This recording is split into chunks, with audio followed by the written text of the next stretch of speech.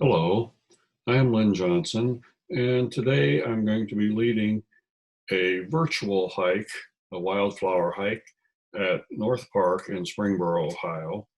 I am an OCVN, which means Ohio Certified Volunteer Naturalist, and I've been volunteering as a naturalist in the Springboro parks for the past year or so. The Springboro Park Board had scheduled a wildflower hike for Saturday, April 4, 2020, but due to the coronavirus situation, the hike was canceled. However, I decided to go ahead and try to put together a virtual hike. So what is a virtual hike? Well, a virtual hike is, if I can make this all happen, a um, slideshow with a little bit of narration thrown in. So North Park is located in the northern part of Springboro off of Tamarack, and you can access it by foot from a bridge from Foliage Lane. We're going to start at the parking lot by the "You Are Here" sign, and I think I can show a little sign here with my arrows, my cursor going around there. You can kind of see the path that I'm going to follow on this hike. Now, what are the advantages of a virtual hike? Well, you can sit at home and do this. You don't have to work up a sweat going down in the valley and then coming back up the other side. You don't have to worry about poison ivy. You don't have to worry about mosquitoes, although I didn't see any mosquitoes while I was out there. There is poison ivy in the park, and when the weather gets a little bit warmer, the mosquitoes will be out there as well. So, and it also doesn't take as long. I spent about 45 minutes making these photographs, and this virtual hike will take considerably less than that. So let's move on with the hike. We started from the parking lot. You can see the amphitheater there, which is very much the characteristic of North Park. We start out following the paved walking path around the perimeter of the park, going north toward the picnic shelter. I'm not going to show a picture of every step that I took along the way because that's kind of boring. This didn't stop here to show this blooming pear tree here, but just to the left of the pear tree and below the pine tree back there, right in this area where the cursor's running around, there is a small flower in there. Now that flower's over here. And there it is. You can see it there. This is the spring beauty. This is one of the first flowers that blooms in the springtime, and these are very prolific around here. You'll often find them even growing in yards. They seem to survive what lawnmowers do, and even to some extent lawn chemicals. But this is a very pretty little flower. It doesn't get very big, and that's true of most of the spring flowers that we'll see on our hike today. A little bit farther along, there was quite a patch of them, and in the next picture, you'll see all along the trail, particularly on the right-hand side, up close to the fence, there's spring beauties blooming all through there. As you walk along, they're very easy to see. Next, I'm going to focus now on something that's not a wildflower, the large tree near the center of this photograph. And in the center of this photograph is a special tree.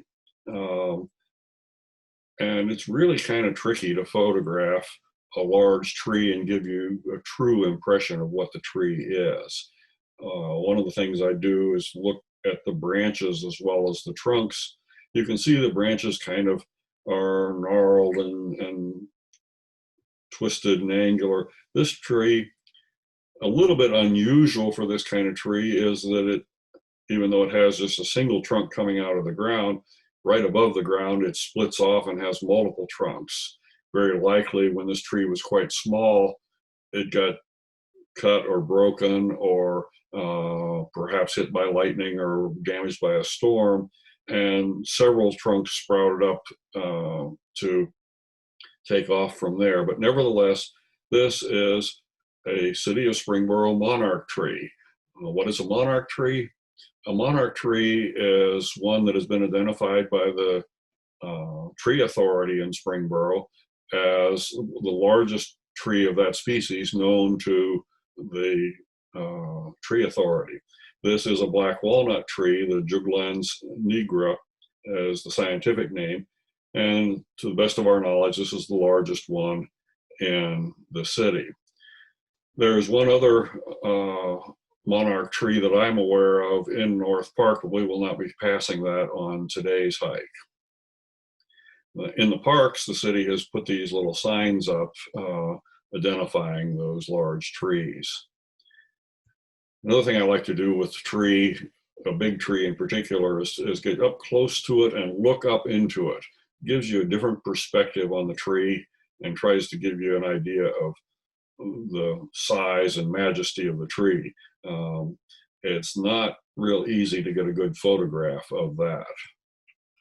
And there, of course, is the other part of the walnut tree, the nut itself. This one, having been laying there probably all winter, is one that probably doesn't have a good nut in it. It either rotted or maybe an insect got it because the squirrels haven't chewed it up and eaten it. Laying out on top of the ground like this, if it was a good one, the squirrels probably would have gotten it. So this is the path down into the woods that we're going to take and follow this down toward the creek to the west. So we're looking west here toward Foliage Lane. But before we get into the woods, I came across this. Again, this doesn't have anything to do with flowers, but this is something that you see in soft ground various places. The feeding tunnels of a mole. Moles love to eat insects, particularly grubs, the larval form of beetles, and earthworms. You can see from my fingers there in the picture about the approximate size of this. To try to show how much dirt that mole is moving, I poked a little hole in there with my finger. It's pretty hard to get a good photograph of that, to get the light right and be able to see something. Didn't work out real well, but that part that's pushed up was probably an inch to an inch and a half thick, and the tunnel in there is about the size that you could roll a golf ball through. These tunnels oftentimes are used only one time. They feed there and then go away and come back. They have other tunnels that they do use for traveling back and forth, and then deeper ones that they use for their nesting places. But let's get back to wildflowers. This is one that I really always like seeing in the springtime. I think it has a very simple, clean lines, elegant beauty to it. This one's called the bloodroot. If you were to dig one up, which I prefer not to do because they don't survive being dug up and manhandled very well, but there's a little tuber-like section on the root that has a red juice in it that looks like blood, and I believe that some of the Indians may have used that as dyes or war paint. This flower has only one flower per plant and one leaf per plant. You can see the leaf unrolled there on the one to the left of the log. And here's a close-up. Not only has it unrolled the leaf, but it has also dropped its petals already, and you can see there in the center. Let me see if I can get the cursor right in here in this area. This part right here is the seed pod of that plant. So already this early in the year, this plant has gotten pollinated and has started making seeds. Here is the purple crest. This picture focuses on the leaves and the stems. You can see that there's a little bit of fuzziness to those. And here are the little purple flowers. Why do these flowers bloom at this time of year? Well, plants need sunlight to grow and make energy. So these pop their leaves out down on the forest floor before the trees get their leaves. These do all their growing early in the springtime. This one's called the cutleaf toothwort.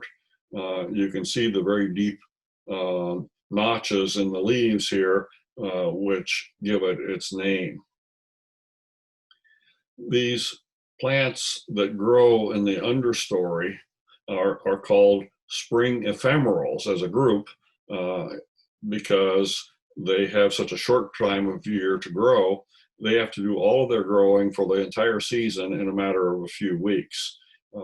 If you come back in the middle of the summer, even the leaves from most of these plants will be gone. So if you ever tried to go on a diet, think about it, the wildflower diet. You pop up early in the spring, grow as fast as you can for about 6 weeks, and then you're dormant the rest of the year. Doesn't sound like a diet that would work really well for most people. Here's one of those pollinators that I was talking about. This bee found a spring beauty and was helping it make its seeds for the next year. And speaking of leaves coming out, this plant is one that was not flowering now, and this is not a particularly popular plant, but it's one that's very, very common. This is the invasive honeysuckle plant, which grows all over a lot of our woods. You can see everything that's got green on it in here is honeysuckle, and this is one of the reasons it succeeds so well as an invasive plant. It starts putting its leaves out a week or two before any of the other understory plants do, and before the leaves on the trees up above do, and it keeps its leaves a little bit longer in the fall, having more opportunity to grow and thereby outcompete the other plants. Back to our native flowers. Well, this one's not flowering yet, but this one is a fun plant because it demonstrates, like the cutleaf toothwort, how the name can be related to its appearance. This one's called the large leaf waterleaf plant, so called because the lighter spots on the leaves kind of look like maybe some dew or some rain collected on there and left spots on the leaves. It will bloom later in the spring. This one, it's a little hard to see what I'm looking at here, but you notice that there's a small tree there. It's small, it's only about 2 feet tall, but this tree is already getting its leaves coming out. This tree is the first of our native trees to produce leaves, and you can see how they open up here in a pattern where they come out directly opposite each other on the branches. This early branching, early leafing out, the opposite branching pattern and the large leaf scars there help us identify this small tree as the Ohio Buckeye. Within about a week, these will be blooming, and then late in the summer, we'll have Buckeye trees around here. Now, that little one probably won't have any seeds on it. This plant also is not blooming yet. You can see some water leaf underneath there, but this one with the shiny green leaf right in the center of the photograph is a mayapple plant. Sometimes when I take kids on hikes, they look at that and say it's an umbrella plant because it looks like it opens up with an umbrella. This one, like the bloodroot, has only one leaf, except that when it's 2 years old, it has 2 leaves, and then it will flower and die. It blooms later in the spring, around the first part of May, probably. Trees can be hard to identify in the winter because, oops, moved the screen too quickly there, because they don't have leaves, and most of the tree books refer to the leaves. This one, however, is easy to identify by its bark. Think burnt cornflakes on the bark of the tree, and you're looking at a wild cherry tree. So we went probably 50 feet into the woods now, and we're ready to start down the hill toward the creek down below. The houses in the background at the top of the picture there are over on Foliage Lane. There actually were no other flowers blooming than types that I've already photographed, so I didn't take any more pictures as we went along here. Down at the bottom of the hill, there's this nice sugar maple tree there. For some reason or another, someone apparently didn't like the tree, and they pounded a railroad spike right into the trunk of the tree, right at the root line there. You can see the tree is trying to heal itself up and grow around this spike, but please would you not be pounding nails in our trees?